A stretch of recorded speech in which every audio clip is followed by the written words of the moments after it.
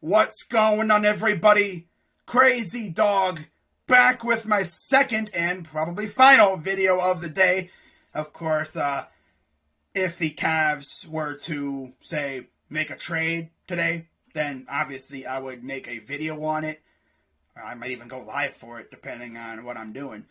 But anyways, in this video, I'm going to be talking about the news regarding the Cavaliers finally being granted a disabled player exception for Ricky Rubio, who of course tore his ACL a while back.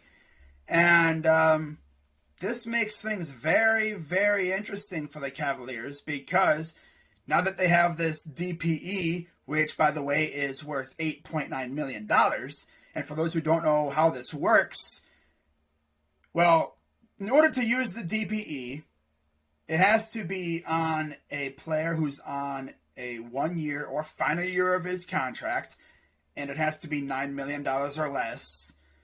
And in this case with Ricky Rubio, you have to use the DPE in a trade before you trade the player. So let's say we traded Rubio's contract and stuff before the DPE. Well, we would lose the DPE. So essentially, we would waste all that time, trying to get it, and then we would wind up losing it because we traded the player's contract before we traded the DPE. So if you ask me, I think the Cavs are going to trade that first before they trade Rubio.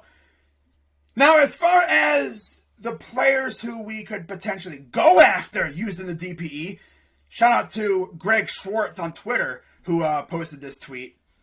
He listed some players who the Cavs could potentially target using the DPE. Of course, you see Dennis Schroeder on there. He seems to be one of the most popular targets amongst Cavs fans.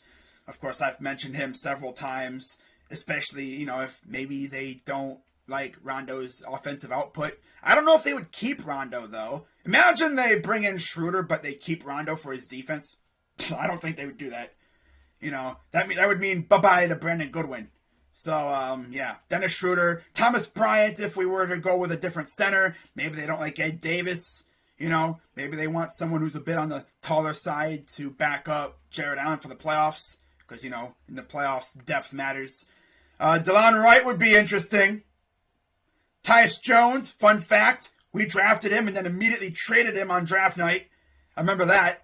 Chris Boucher from the Raptors. Aaron Holiday. Josh Jackson, former top 5 pick, hasn't really panned out too well. And then Robin Lopez, the notorious hater of mascots. And of course, the Cavs have 2 of them. That'd be awkward. But as Greg mentions on the bottom part of the tweet, player must be on final year of their deal and make $9 million or less. So there you go. If you ask me who I think the Cavs would use the DPE on, I think it's pretty obvious, based off of what I've heard. It would be Dennis Schroeder. I really think the Cavs are going to go after Dennis Schroeder. I really do. Which is kind of funny because much like Rajon, sorry about that, guys. I'm going to keep doing that. Dennis Schroeder has been a popular opponent for the Cavs in the playoffs in recent years. Remember, those years we played the Hawks, he was on that team. Of course, when we played the Celtics in LeBron's first tenure with us, Rajon Rondo was on those Celtics teams. He was a key cog on that championship Celtics roster. Schroeder, early on when he was with the Hawks, that dude could light it up from 3. I remember using him on 2K, and that dude would just make it rain on him. I've heard Dennis Schroeder can be good on defense in the right situation. And it would be really interesting to see how he would do, with Tower City lurking in the paint. If I was a guarding the perimeter, or if I was anybody guarding the perimeter, knowing that I got freaking towers behind me, monitoring the paint. I got Jared Allen, Evan Mobley, and I got Lauri Markkanen guarding the paint. I'd be running around like, okay, I got this. I have no worries. They get past me, they got to get through those freaking towers behind me. And I guess people like to say when people try to go to the hole against Mobley, it's like, trying to summit Mount Mobley. And nobody's really been able to do that. Because when Mobley gets on you, he most likely will block your shot. He is turning into, like, Kevin Garnett and Chris Bosh. Like, I can definitely see it in him. And I just keep saying this, too. Once he bulks up, like Giannis, oh, God. Because if you watch him right now, he really can't bully anybody. He's still kind of small, and he's still a kid. Let him get in these strength training programs, and oh my God, he's going to balloon. He's going to look like a freaking wall of freaking human being. Like, oh my God, he's going to be running people over. You're going to want to get out of the way. My God. But yeah, I'm really excited for Evan Mobley. I am. Mm-hmm. But yeah, man, I would definitely go after Schroeder. I could see Tyus Jones being a target depending on what the Grizzlies want to do with him. Aaron Holiday seems intriguing. Thomas Bryant wouldn't be bad. Same with Josh Jackson, but I think Dennis Schroeder seems like the guy when it comes to utilizing our DPE. Now, in terms of what I think the Cavs, in terms of what I think the Cavs are going to do before the deadline, I think they're going to use the DPE to acquire Dennis Schroeder. This is my thoughts, by the way. They're going to acquire Dennis Schroeder with the DPE, and then they're going to turn around and trade for either Karis LeVert. By the way, I saw a report saying the Pacers want 2 first-rounders for him. That's funny. You serious? Really? Bruh. LeVert, maybe Barnes? I mean, LeVert seems to be the guy that everyone wants, so I'm going to say LeVert and Schroeder will be Cavaliers by February 10th. That's my prediction.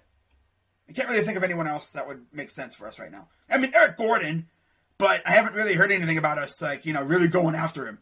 Now watch, imagine this. I say that right now. Imagine the Cavs come out after the deadline with, Robert Covington and Tyus Jones. I wouldn't be bad. I wouldn't hate it. I really wouldn't. Because I also saw something that came out today saying the Cavs don't really want to do something that would mess up chemistry. Now, Karis LeVert fits into the timeline perfectly. And I'm pretty sure everyone else would mesh pretty well with this team already. I mean, look at Rondo. He's only played in a handful of games for us, and he's already doing really well.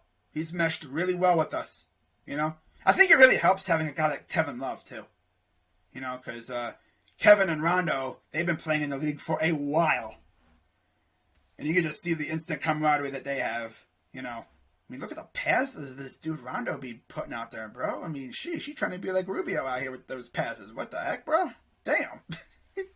All right, guys. Well, that's going to wrap it up for this video. Let me know what you guys think down in the comments down below. As always, hit the like button, subscribe, and hit the bell so you know when I go live and post videos. I'll be live tomorrow for playoff football. I know the Cavs play tomorrow, but they're playing the Pistons.